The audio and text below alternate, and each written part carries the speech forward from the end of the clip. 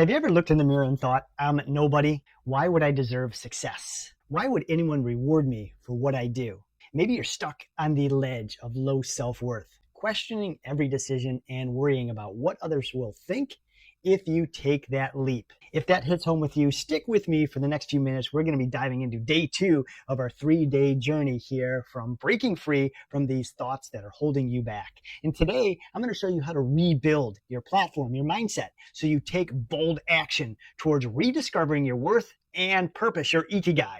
And if you're ready to take that leap with me, drop a blueprint in the comments and I'll send over the Cliff Diver's Edge Overcome the 3 Core Irrational Beliefs blueprint right away to you. So let's plunge and do a perfect 10 rip entry right into this. Why do we struggle with low self-worth? It's like standing on a high perch, staring down at the water before your cliff dive, but instead of fear of falling or failing or wiping out, it's a voice inside of our head saying, you're not even good enough to try.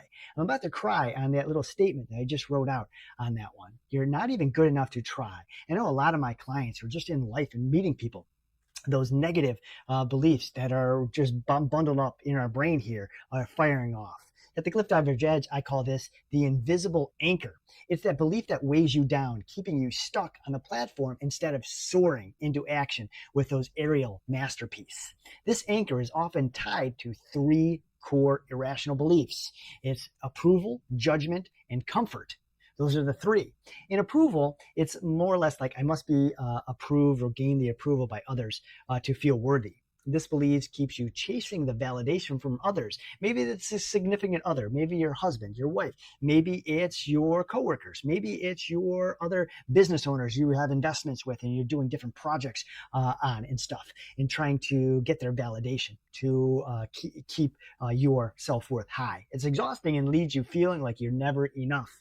Number 2 is judgment. Other people must meet my expectations in order to be worthy. And this belief creates frustration when people or situations don't unfold perfectly, leading to resentment and disappointment. I was just at an event and we were talking about this judgment, but not only judgment, but how like everything has to be perfect for the people I were talking with to move forward in their business ventures. The third key is comfort. Life must be easy without discomfort or inconvenience. We look into comfort. We look into like all related to cliff diving, 3, 5, 7, and 10 meters, right? Everything has to be like at a 3 meter. I can do a flip. I can do a twist. This is easy. This is easy. When we take it up to the 5 meter, right? We have this belief that everything has to be comfortable. I don't want to challenge myself this way. I don't want to risk, wiping out or crashing or, smacking the water or failing per se. So it relates to business, right? I don't want to do that next business venture without failing. So we have to overcome that for comfort. So this belief keeps us avoiding challenges because we fear failure or rejection, leaving us stuck in a cycle of inaction.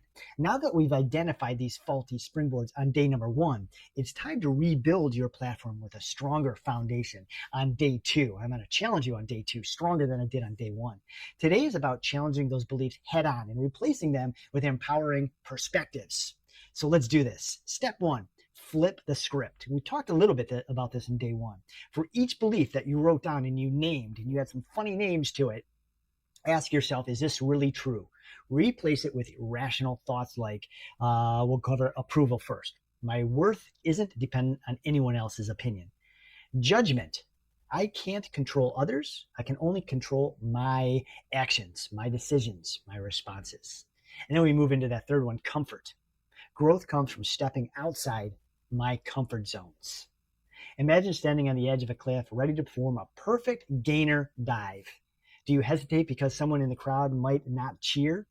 No, you focus on your form, your strength, your disciplines over the last 3 weeks, your ability to execute, because that's what matters most for entrepreneurs and CEOs. When we have step number 2, we visualize your dive. Close your eyes and picture yourself acting without these beliefs holding you back.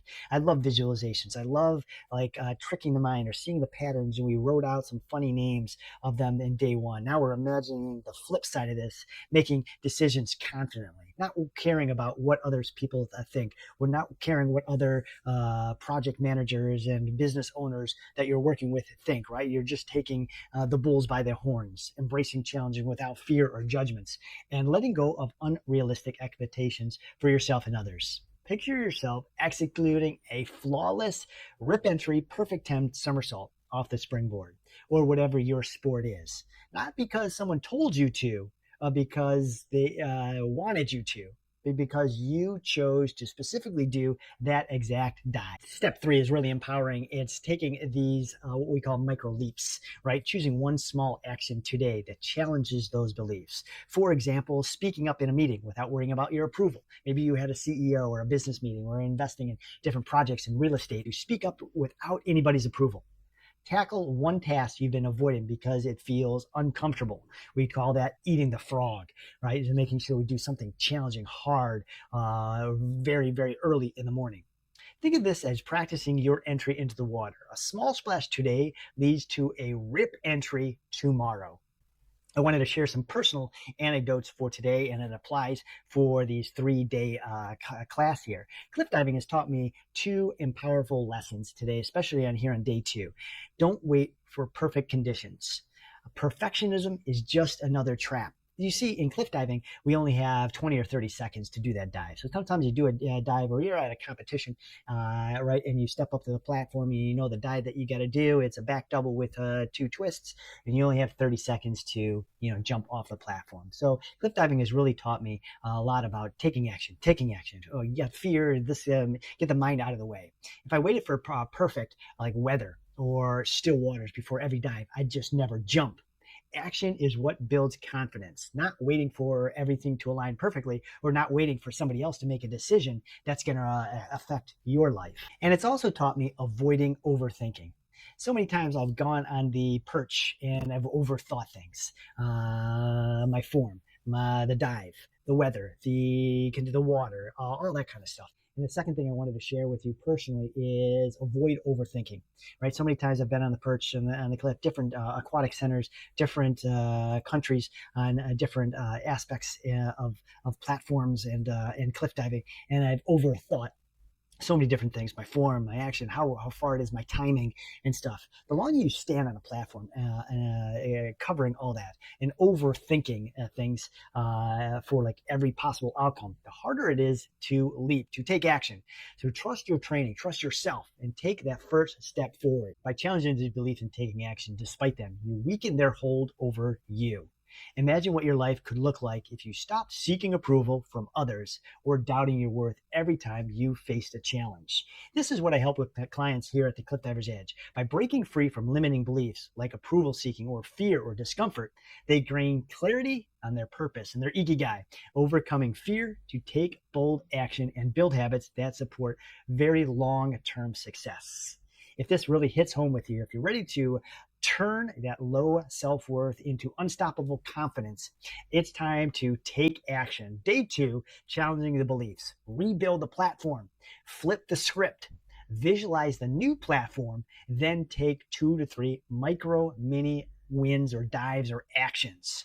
Remember, every leap starts with one step on the springboard. At the Cliff Divers Edge, we're here to help you take that step and every step after towards a life of clarity, purpose, and unstoppable momentum. We will see you on day number 3. If you haven't already, drop that blueprint down below. We'll get you the cheat sheet guide for this 3-day challenge.